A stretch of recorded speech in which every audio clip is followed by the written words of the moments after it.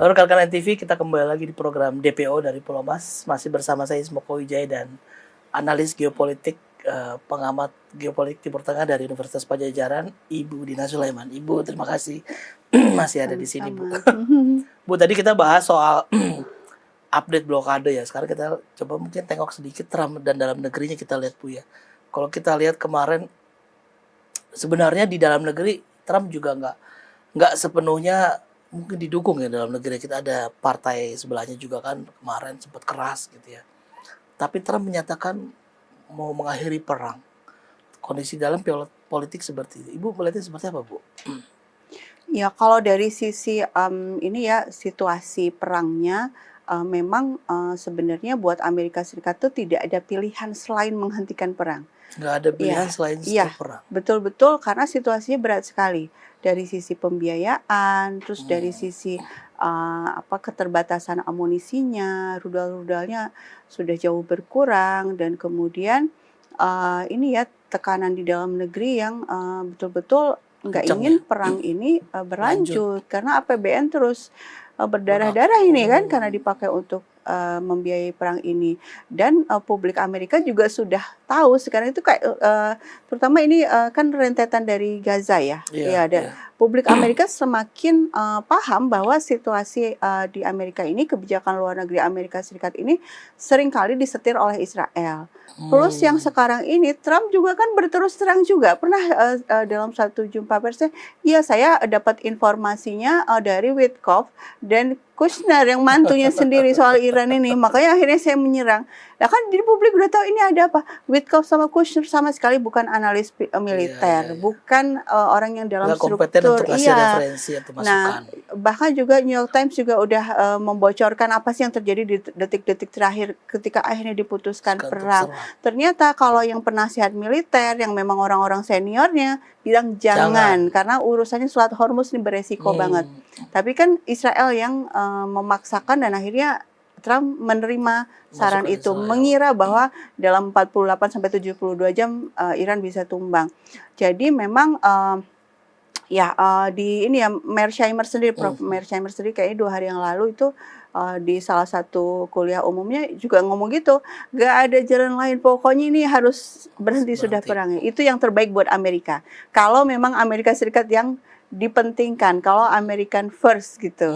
Nah, makanya waktu di Islamabad itu ini pihak Iran ngomong gini, seandainya Amerika datang dengan American first itu segera selesai nih, kita bisa langsung bernegosiasi, kita bisa banyak yang bisa langsung kita sepakati. Tapi masalahnya Amerika datang dengan Israel first, dia bilang gitu. Dari pihak Iran tuh ngomong gitu. Dan memang benar kan ini Arakci, Menlu-nya Iran yang jadi viral sekarang ya. Banyak yang ngefans tuh, banyak fangirlnya ya. Nah Arakci juga nulis di Twitternya, dia bilang selama perundingan itu si Vance itu sering menerima telepon dari Netanyahu katanya gitu. Iya, artinya apa? Amerika tuh ya. Iya, artinya kayak berarti kan kayak menerima instruksi dari sana ya. Bukan dari Trump justru ya. Iya. Nah, ini menunjukkan bahwa perang ini tidak untuk kepentingan nasionalnya Amerika. Nah, sekarang di dalam negeri Amerika sekarang memang jadi banyak ini ya tuntutan untuk opsinya impeachment misalnya. Kalau impeachment itu kan anggota Kongres, anggota parlemennya Amerika Serikat itu ya memakzulkan gitu. Cuma ini kan berarti butuh suara kan. Nah, kan sekarang itu dia, betul. Ya, berarti ada persaingan lah antara Demokrat sama Republikan. Tapi sebenarnya ada kemungkinan lain juga yang amandemen ke-25 itu yang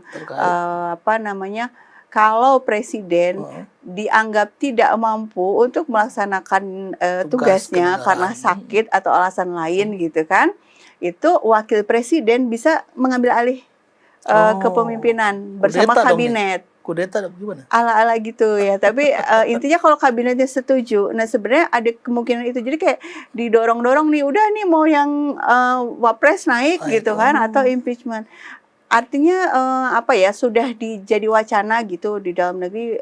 Ini memang Trump ini harus dihentikan ya. Iya, karena benar-benar apa ya, keputusannya itu tidak sesuai dengan kepentingannya Amerika dan dipertanyakan ini kenapa kok Trump malah mengambil keputusan seperti ini. Presiden-presiden Amerika sebelumnya itu enggak. memang sama-sama punya keinginan menggulingkan pemerintahan Iran sama gitu, cuma mereka pakai jalan lain, misalnya membiayai NGO demokrasi gitu, makanya akhirnya kan banyak demo-demo. Itu kan yang tadi saya bilang papernya Brookings itu antara lain gitu. Ini ya biayain mahasiswa supaya bikin aksi demo. Iya. Nah itu dilakukan.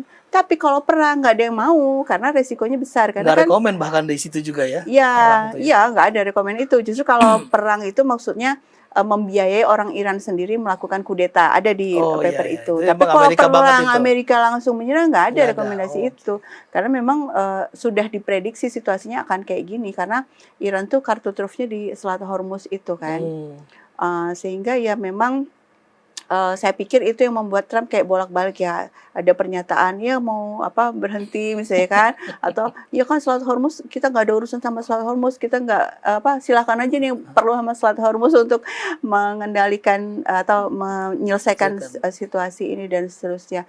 Ya memang tadi itu sih saya pikir kalau kenapa sih kok Trump bicaranya bolak-balik itu ya yang di satu sisi kalau dia bilang mau menghentikan perang itu atau serangan, misalnya dia udah mengancam nih sekian hari lagi akan diserang kalau misalnya Iran nggak juga membuka Selat Hormuz misalnya. Tapi setelah itu nggak jadi. Itu kan saya pikir yang pertama tujuannya untuk audiens di dalam negeri ya, supaya nggak tegang banget gitu kan, supaya kurang lah ada deeskalasi publiknya ya. Kemudian yang kedua juga ada kecurigaan soal insider trading saham. Karena kan polanya tuh kayak mirip, makanya sama pihak Iran juga udah di gini, yang Kolibov itu, yang ketua parlemen Iran, yang jadi ketua delegasi Iran ke Pakistan itu. Jadi sampai nge-tweet juga, nih ya kalian-kalian yang jualan saham nih gitu ya, perhatiin nih, nanti jam sekian jual atau beli, pokoknya gitu. Karena ini udah diperhatikan bahwa kalau Trump ngomongnya kayak gini, misalnya mengatakan kita nggak jadi serang, itu biasanya harga saham memang naik. Tapi ada kecurigaan insider trading karena beberapa jam sebelum Trump ngomong sudah ada yang beli. Udah ada yang beli duluan gitu. Udah ada yang ngambil di bawah nih. Jadi ini ada kecurigaan mempermainkan harga saham juga gitu. Itu saham perusahaan apa? Yang insider trading ini. Kabarnya sih yang ada hubungan juga dengan Trump, makanya kan dicurigainya seperti itu. Ini kenapa kok dia tahu duluan bahwa Trump akan mengeluarkan pernyataan itu sehingga harga saham jadi naik. Jadi sebelum naik dibeli dulu gitu. Jadi untungnya itu besar banget. Dia tahu Trump akan statement dan pasti akan naik, dia beli dulu ya. Jadi orangnya dia juga berarti dia. Kemungkinan ya. Mungkin ada afiliasinya ya. Jadi kita kalau lihat dinamika dalam negeri Amerika sendiri gitu kan cukup fluktuatif ya. Bahkan Trump kemarin posting, dia pasang poster bahkan mungkin meledek ya paus ya yang kita umat Katolik kultuskan gitu. Bahkan Trump posting gambarnya mirip Yesus dia juga bahkan klaim begitu. Ibu, gimana Bu melihat ini Bu? Ya gimana ya, berarti kan Trump itu memang tidak menghormati paus ya, dan ini menunjukkan bahwa dia bukanlah pemimpin yang sehat secara mental kali ya, kayaknya maksudnya separah-parahnya. Maksudnya meskipun gini ya, maksudnya pemimpin Amerika selama ini kan memang kayak Obama lah misalnya. Obama itu dianggap sebagai pemimpin yang baik tanda kutip, terus gaya diplomasinya sangat baik, tapi padahal sebenarnya dia mengebom 7 negara muslim loh. Dan benar-benar banyak sekali korbannya. Maksudnya sebenarnya Obama itu sama sih dengan 11-12 lah ya. Cuma dia diplomasinya masih jalan gitulah. Terus masih menunjukkan citra Amerika yang menghormati HAM bla bla bla kayak gitu. Ini Trump ini nggak sama sekali gitu ya. Banyak gebrakan ya. Artinya kalau masalah ini ya kalau dari pihak Iran malah justru dimanfaatkan gitu kan. Respon Iran gimana boleh postingan? Ya ini kedutaan Iran kan sekarang aktif banget ya untuk di seluruh dunia. Akun X kedutaan Iran di seluruh dunia itu kayak bikin pernyataan-pernyataan yang lucu-lucu lah gitu. lucu tapi dalam gitu ya. Yang ini mengomentar ini ada salah satu kedutaan tuh nulis kayak gini, kami di Iran sangat mendukung Paus. Nah, Paus. gimana nih Anda dari dunia Kristen katanya gitu. Maksudnya kan ini udah menghina Paus loh Paus. gitu kan. Harusnya bergeraklah semuanya Iya, untuk iya. ini ya, untuk menghentikan agresi Amerika Serikat terhadap Iran gitu maksudnya. Tapi kalau lihat rakyat Amerika melihat ini apa namanya postingan Trump update dari Selat Hormuz, kemudian di dalam negeri sendiri ada isu Epstein kan belum selesai-selesai. Mm-mm. Bahkan ibu negara juga sempat statement mungkin ada beberapa yang melihat perang ini adalah salah satu pengalihan isu dalam negeri. Karena begitu babak belurnya Trump di isu dalam negeri. Ibu melihat gimana, Bu? Oh ya, kalau kemungkinan pengalihan ya kalau mungkin saja gitu ya. Tapi kalau saya justru melihatnya dari sisi bahwa file Epstein itu justru yang dipakai oleh Netanyahu untuk kemungkinan besar file Epstein itu dipakai oleh Netanyahu untuk Menekan Trump. blackmail ya, memeras Trump supaya akhirnya mau menyerang nurut. Iran. Oke. Kenapa? Karena Iya, memang bisa jadi. tadi itu tidak ada alasan rasional buat Amerika untuk menyerang Iran. Sama sekali ya. Ya, kan kelihatan kan sekarang rugi besar dari sisi keuangan, dari sisi citra internasional Korban juga. belum New York Times sudah beberapa hari yang lalu udah bikin tuh 4 indikator bahwa Amerika Serikat ini semakin lemah. Pertama tadi itu ya dari sisi budget, keuangan, ekonomi berat, kemudian citra, salah satunya juga citra moralnya Amerika Serikat di dunia udah runtuh, yang katanya pembela HAM ternyata enggak gitu kan. Terus berkurangnya amunisi ya. Terus satu lagi apa saya lupa. Tapi intinya bahwa ini memang tidak masuk akal, tidak rasional keputusan untuk menyerang Iran ini. Kepentingan Amerika sebenarnya ya. di sini ya. Nah, sehingga kan jadi tanda tanya nih. Kenapa presiden yang lain nggak bisa dibujuk oleh Netanyahu? Netanyahu tuh ngomong kayak gini kan, ada pernyataannya, saya tuh 40 tahun ini mengimpikan hal ini, mengimpikan Amerika Serikat menyerang Iran. Baru sekarang tercapai. Nah kan jadi pertanyaan, kenapa kalau Trump mau ya? Gitu loh. Nah, kalau pihak Iran sudah sejak awal ini rezim Epstein nih, gitu kan? Rezim Epstein. Iya, dia Iran menyebut Trump itu rezim Epstein. Menggunakan istilah kayak gitu, rezim Epstein. Kenapa? Karena memang buat Iran sama juga sebenarnya perhitungan Amerika kalau rasional nggak akan nyerang kami gitu loh. Tapi ini kan nggak rasional. Kemungkinan karena ya ada blackmail dari Mossad ya terhadap Trump gitu. Jadi nah Trump sekarang apa nih Israel gitu ya? Ya? Jadi apa nih yang kemungkinan sedemikian besar sehingga Trump sampai tunduk gitu kan? Ya kemungkinan dia file Epstein itu ya gitu ya. Tapi file Epstein kan sudah banyak sekali beredar. Iya, tapi yang khusus untuk kasus Trump belum ya. Jadi ada kuncian yang belum dikeluarin nih. Iya. Dan itu dipegang Mossad.